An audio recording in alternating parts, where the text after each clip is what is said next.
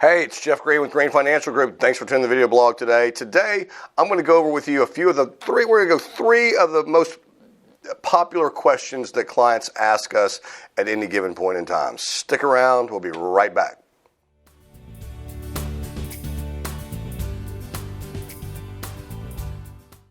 So, at Grain Financial Group, we work a lot with retirees, and there's a lot of questions. I mean, of course, everybody's different, but there's really, three real common themed questions that we get from almost everybody. First and foremost, the obvious, can I afford to retire? And of course, that's the big one. And what we do for our clients is run feasibility studies to answer the question of affordability. If you can't afford to retire, don't retire. And it's not about how much money that you have. It's about the demand that you're putting on the money that you have. So a guy with $1 million can retire just as good as a guy with $500,000 or a guy with $10 million. It all matters on the amount of cash flow and the amount of strain that they are putting on their portfolio. Obviously, the lower dollar amount that you're starting with is, going to determine what your income can be.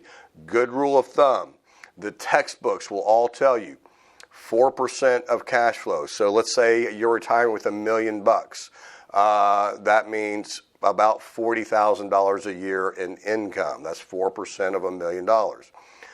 At Grain Financial Group, and in our opinion, and in the 20 plus years that I've been doing this, we've been going between 4 and 6%. We really wouldn't go higher than the 6% cash flow, but for our clients, it's worked, and we have no problem with that whatsoever. So we answer the question of affordability.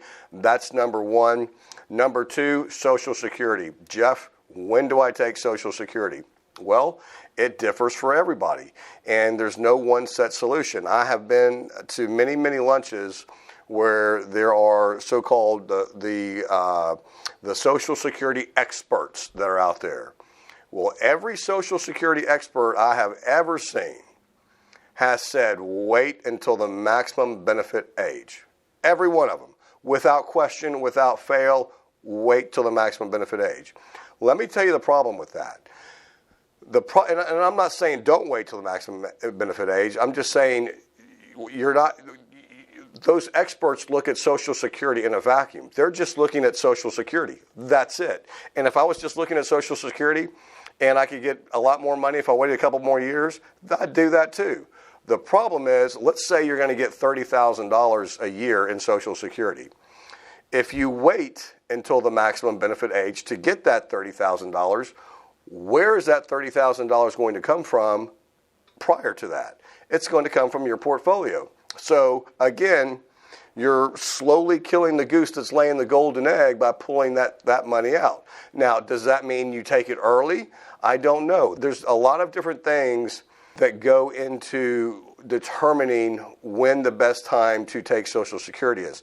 If a so-called Social Security expert tells you, wait till the maximum benefit age, please find a financial advisor that will do some analysis for you and say, look, yes, you're going to get more money, but this is what it's going to do to your portfolio in the meantime. There are things to consider when determining when to take Social Security for you. The third and last thing we'll go over is, Jeff, do I pay off the house? Get it all the time. Do I pay off the house? All I can do on telling you about paying off the house is show you the numbers, the mathematics. Here's the deal right now. Mortgage rates are at all-time lows. You're in the 2-point-whatever%. Let's say it's 2.5% for a mortgage rate, maybe a little bit more for jumbos, depending on what kind of house you're in. And let's say it's $100,000 to pay off the house. Well, the way to look at it is, I think I can make more than 2.5% on that $100,000 in the market, or not. If you think that you can, you're better off investing that $100,000 to earn more than 2.5%. Of course, no guarantees, right? If I pay off the loan, then I'm guaranteed to have made a 2.5%. So you have to answer the question. Do you think you can make more than 2.5% in the market? The other question comes, where's that $100,000 coming from? If it's coming from outside of a qualified plan, that's great. If it's coming from inside a qualified plan, so inside of an IRA, so now you're pulling out $100,000 outside of an IRA, taxable, by the way, you're going to pay ordinary income tax on that and then go pay off your house. Now you're losing the potential tax-deferred growth of that $100,000 that was sitting in your IRA to have paid off a mortgage that was running you 2.5%.